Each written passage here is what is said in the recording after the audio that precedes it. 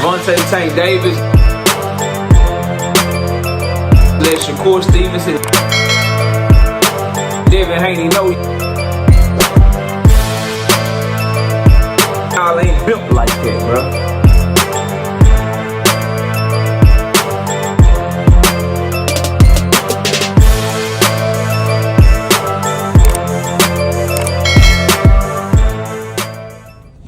Maybe that's why people be getting mad, because the takes age like fine wine, bro. I told y'all Crawford and Fundora wasn't happening, didn't I? Didn't I tell y'all that? I told y'all Spence Fundora is happening. Crawford and Fundora ain't happening, bro. Smash the like button, subscribe to the channel, share the video.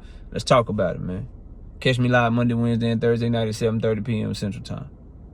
Also live Sunday mornings at 9 a.m. with KQKC. Join the channel as a member, drop super chats and super thanks when you come by the live streams, the videos that we do. And if you want to debate, knockoutboxing86 at yahoo.com is the email. Let's get to it, though. Look, Terence Crawford and Sebastian Fundora have reached an agreement to allow Fundora to fight Errol Spence early 2025 without him being stripped by the WBO. Crawford has agreed to that, and now they're going to take that to the WBO. And since Crawford is cool with it, in all likelihood, the WBO is going to agree to it as well. Now, how did this come to play? Why did this happen? I think it's very clear. Crawford don't really want to fight Fundora. He'd rather fight Canelo Alvarez, number one. Number two, Premier Boxing Champions don't really want to make the Crawford fight with Fundora because they don't want to lose 2 of their belts when they got all that stock over there, all them assets over there at 154 pounds. Errol Spence, as we've already named, Fundora, Tim Tszyu, Erickson Lubin, Jermell Charlo, Brian Castano. Did I say Jesus Ramos? If I didn't, Jesus Ramos. They got a lot of fighters that are all at the top of 154 pounds, so they need as many belts as possible. And fighting Terence Bud Crawford is probably a tall mountain to climb, even for the towering Inferno. So it makes sense for them to try to at least get one more fight with Sebastian Fundora and Errol Spence to try to keep their belts in-house and shit, and then try to kick the football down the field, so to speak. For Terence Crawford, it makes sense because he can always pull the WBO mandatory spot at any time, and then it makes a potential fight with Fundora or Errol Spence bigger, right? Because Fundora, yes, we know him here. You watching this video, you and I watching the video, we all know him and shit. But Fundora is not really a big name to the casual fans, but he can become a big name to the casual fans if he were to beat Errol Spence. So if you Terence Crawford, you let him fight Errol Spence, Fundora somehow beats Errol Spence, now the Fundora fight is bigger and more money and more lucrative for Terence Bud Crawford. Or an even better scenario for Terence Bud Crawford, the biggest fight of his career, the mega fight that he already had, where he made the most money that he ever made in his entire career, was Errol Spence the first time. Errol Spence the first time. Let's say Errol Spence beats Fundora, puts on a great performance, looks stronger, look like he back, look like a closer version to himself than what he did in the Crawford fight, obviously. Now what? Spence has 2 belts, Crawford has 1 belt. They can unify, and that fight is super big. Super big. So waiting for Crawford could actually be the right move, and it gives him the opportunity to pursue Canelo Alvarez, which we all know the worst kept secret in boxing is that he wanted Canelo the whole time anyway. And that's why I kept telling y'all this fight not gonna happen, bro. He publicly letting you know what he want. He putting his cards all on the table. He ain't really trying to fight Fundora. That's really just a chess move for him, really, that he would like as a fallback move to still have a big fight. The goal for him is to get his, like, he got goals, bro. I'm not saying that. But someone that's already been undisputed 2 times, Terence Crawford's top priority right now at 37 years old is to get as much money as he fucking possibly can. Right? And then maybe 3-time undisputed after that. Maybe. Right? And if he fights Fundora first and lose, then the Canelo fight is definitely off the table. But if he fights Canelo and beats him, or if he fights Canelo and loses, he can, that's retirement. I can already retire. But if I fight him and I still want to keep fighting because of my status down at 154, the Fundora fight, the Spence fight, the fight with those champions will always be there. You don't lose the Fundora fight or the Fundora-Spence winner fight by losing to Canelo. But you can lose the Canelo fight by losing to one of them. So it's a smart move, bro. And y'all know I don't like Bud Crawford. I'm just telling y'all the real shit. It's a smart move, to be honest with you. For him to be like, you know what, bro? Go ahead and fight Fundora. I mean, go ahead and fight Spence. Because if you win, that's going to make you a bigger name. I get more money. We can sell more pay-per-views. If you lose, you lost to a nigga that's a bigger name than you that I already fought, sold 650,000 pay-per-views with. The rematch going to go crazy. Fans will be believing in him and shit again. He can look stronger in there. And if he got 2 belts, I got 1 belt, we can fucking sell that rematch at 154 pounds.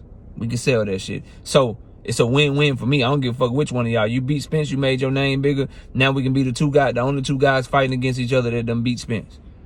And it's for unification. And you probably coming off a good pay-per-view because we know Spence sell pay-per-views. We know that Spence was going to have a great live gate here in Dallas, Texas. So win for Terence Crawford if Fundora win. Shit. So win for Terence Crawford if Spence win. Meanwhile, he can go pursue that Canelo pipe dream and shit.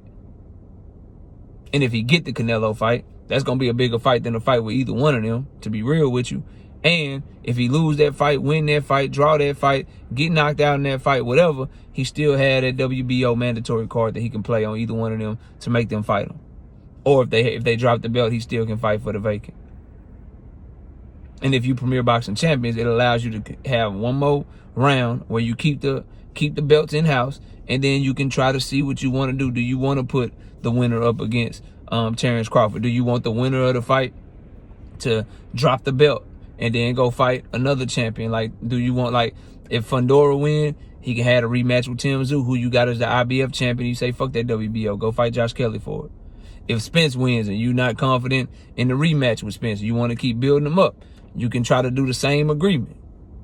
You can say, hey, bud, look, bro, we do want the rematch, but hey, man, you need to let Spence fight Tim Tszyu first, and then we'll let you get the winner. But we want to get these off, and then we'll come to you last. Or Bud can say, fuck no, I don't want that shit.